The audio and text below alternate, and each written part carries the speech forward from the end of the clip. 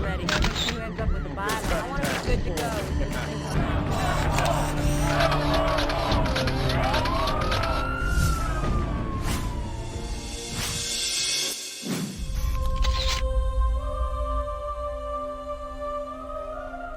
March 4th, 2016. A Palestinian child has been entrapped and is being threatened by an Israeli soldier. The scene is captured and became indelible by Kafar Qodoom.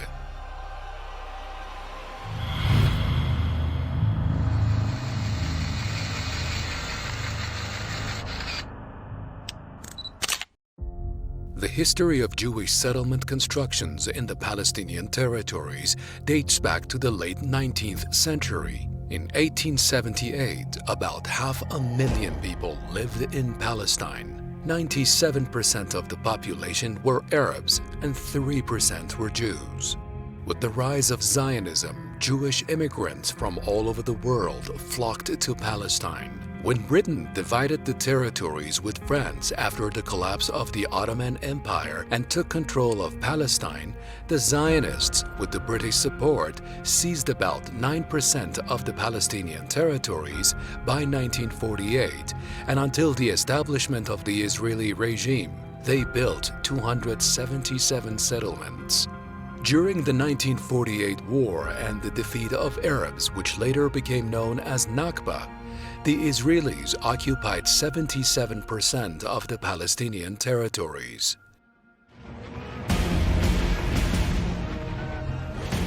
Israel unilaterally confiscated about 40% of Palestinian homes under the pretext that their owners were not present, owners who were displaced by the Zionists themselves by waging war and killings.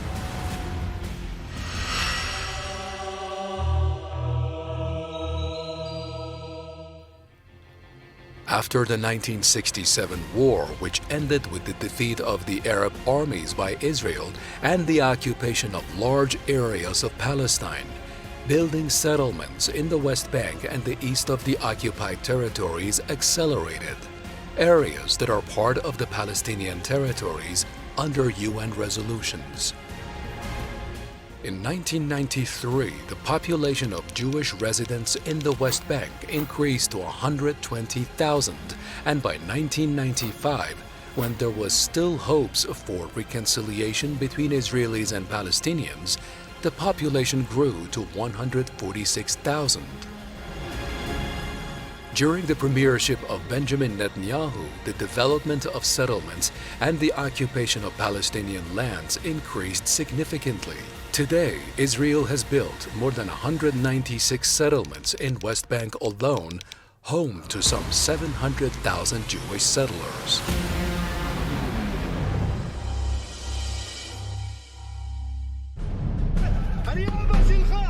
What can be seen in the struggle against the occupation of Palestine is the passion and hope that has been passed down from generation to generation, and now it is the youth and teenagers who are the main heirs of the movement. The struggles of this young generation show that the resistance is alive for achieving victory. In the various images and photographs that have been taken in the occupied territories, the brutal treatment of Palestinians by Israelis can be seen.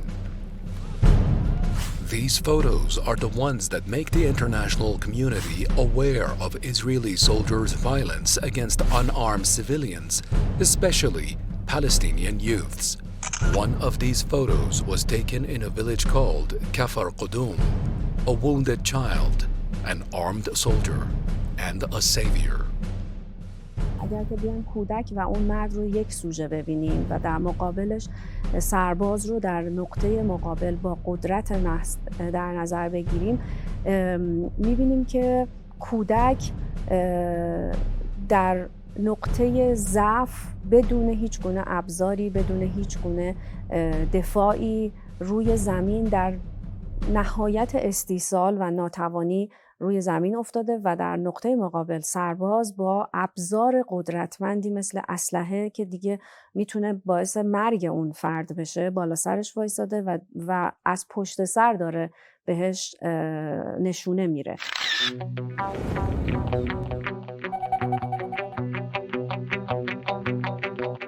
و چیزی که باز خیلی ناراحت کننده تر خواهد بود برای ما زمانی که متوجه میشیم که این عکس خبری در روایتی که در کنارش قرار گرفته این شرحو داره که واقعا این کودک توسط این سرباز زخمی شده. بنابراین ما متوجه میشیم که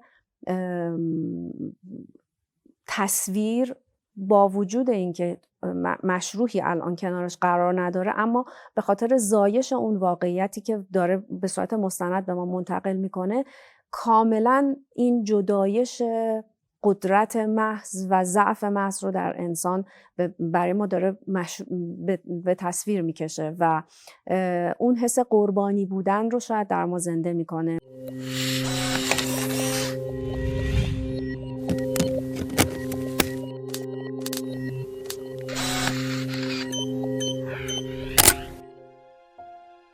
AFP Palestinian photographer Kafar Qodoom won the Arab World Photo of the Year award for his shocking photograph showing an Israeli soldier confronting a Palestinian man and a child. This photo refers to the clashes between Palestinians and Israelis in the village of Kafar Qodoom in West Bank.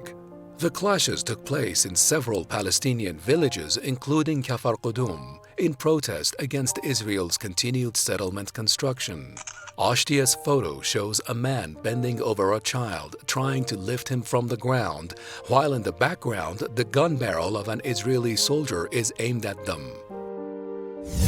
نکته دیگه‌ای که میتونیم تو این عکس ببینیم اینه که زمانی که ما با سوژه ها مواجه میشیم، دو تا اتفاق یا دو تا رویکرد میتونه در ذهن ما شکل بگیره. یکی این که ما از دیدن نقطه ضعف و دیدن قدرت این دو سوژه شروع کنیم به همزاد پنداری یا مقابله با اون. ما میتونیم کودک رو ببینیم در نقطه ضعف قرار داره و بعد میایم شروع میکنیم تقابل میکنیم با این ضعف به شکل پالایش یافته. یعنی فکر میکنیم که اگر که قرار هست که این اتفاق برای ما تکرار نشه، پس باید سعی کنیم که خودمون رو قوی کنیم و در موضع قدرت قرار بگیریم. اما این قدرت باز اون قدرتی که توی عکس میبینیم نیست، چون اون قدرت مخربیه و ما داریم اینجا اون حسها رو با هم تلفیق میکنیم و پالایشش میکنیم. ولی اتفاقی که عموما در جوامع میفته بعد از اینکه این حس همزاد پنداری توشون اتفاق میفته، شروع میکنن به مقابله کردن با قدرت که این مقابله کردن با قدرت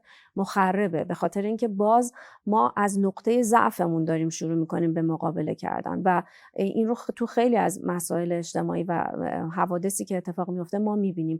اعتراض هایی که بلافاصله به صورت تکانشی و هیجانی بعد از اتفاقات اینچنینی شروع میشه و الان خیلی مرسوم، هشتگ میزنن، نمیدونم تمام افراد شروع میکنن راجع به اون موضوع صحبت کردن، بیشتر به خاطر اون همزادپنداری و اون حس همدلی، اما اثر بخشی آنچنانی شاید نداشته باشه جز یک در واقع ایجاد کردن یک ترند کوتاه مدتی که باز اون اثر واقعیشو نمیتونه شاید به اون شکلی که باید بذاره.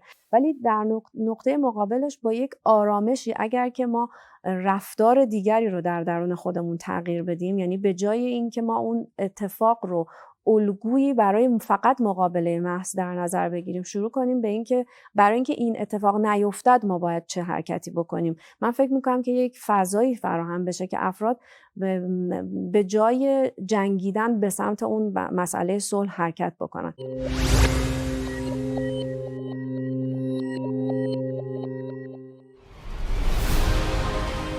The photo taken by Kafar Qodoom shows the depth of the atrocities of Israeli soldiers against the Palestinians, who do not even have mercy on a defenseless child.